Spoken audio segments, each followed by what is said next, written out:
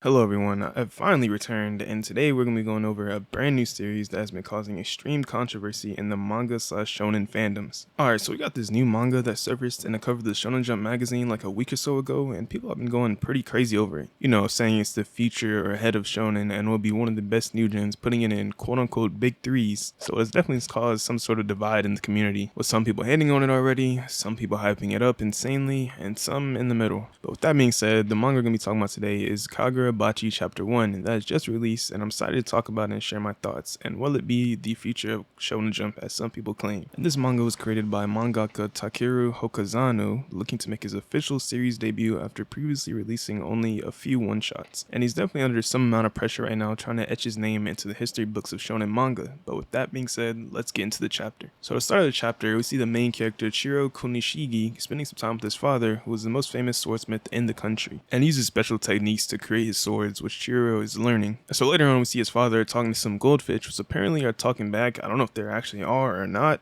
but that fish does seemingly have some relevance to the story, as we will see. And he goes on to say that the fish they bought will protect them from evil and attract good fortune, and that they must really take good care of them. So far, it's nothing we haven't really seen before, but that really isn't a critique here, as it's just the first chapter, setting things up. So no real complaints here so far. We then get to see more of them and their training going down, as well as a new character being introduced named Shiba, and he arrives and is basically an old friend, and they catch up there. And he brings up that Chiyo's father in a war was more important than the soldiers, as his swords were more crucial than the users, and that he is a hero as well. I guess there's some pretty interesting stuff here. Clearly his father was of some sort of major influence, importance, or power, or whatever they may explain later on in the series. And after this, he tells his son that now that he's turning 15, he will need to teach him the less joyful parts of sword creation. And Chiyo agrees and says that he wants to reach his level one day. So this here is setting a pretty high goal for him to reach. I don't know if that's the end game goal or a end game goal, but it all depends on how they lay out the rest of the story here. But this is obviously a goal that he has to pass in the future. His father then goes on to tell him it's important to know that the swords they create are to take people's lives, and that in the wrong hands it can do a lot of bad things. As well as smithing required good morals, protecting the weak, and destroying evil, and that swords he sells and entrusts to someone will take an immense weight on your conscience. There's some solid things here to learn for Chiro, as he is basically, the gist of it is having good standards is essential, or bad things could happen, such as weapons getting into the wrong hands. And he wants him to have those good morals to carry his own legacy as well. Once he asks Chiro can he handle that, he says yes. Then we get into a time skip, which is about 38 months, and we see what I like to believe is the Yakuza causing problems, and a person says that they took their cities,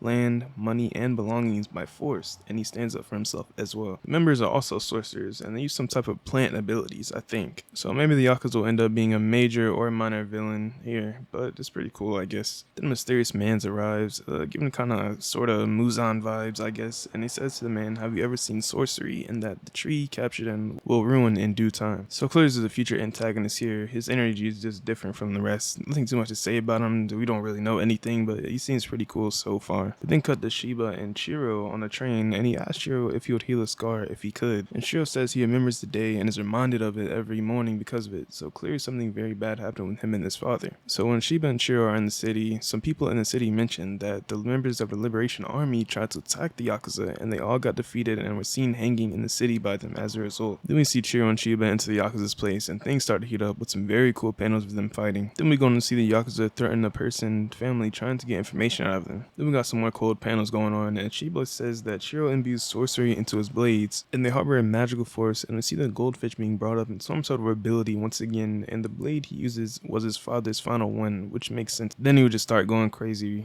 bodying everybody, and some really good panels here. And honestly, I don't know how long the author has been sitting on this chapter, but the art looks very well during the fights. Shading is also done really well in these panels as well. So then Chiro goes on to ask about a man named Hishaku, who may have been that guy we saw earlier, I'm not sure, but they are the head of the sorcerer organization. And the guy he's asking says that they are monsters, but Chiro's unfazed and says that it doesn't matter, that he will end them all. That's pretty much where the chapter ends. So that's Kagura Bachi chapter 1. Obviously a somewhat familiar beginning, but it has its own vibe going for it a little bit as well, and that's for the most shown these days. It's mostly about the different paths each of these mangas will take in the following after the early chapters. I'll say it hasn't done anything outstanding so far, but I think it's enough to get most viewers hooked that will read this first chapter. I think the fights are good enough. I think Chiro is interesting enough so far. But other than that, I hope they just build on other things like Shiba or the new antagonist as well. You know, I'm obviously curious why he's chasing the organization of the sorcerers, and I want to see what happened to his father as well. So we'll see what happens in the upcoming chapters.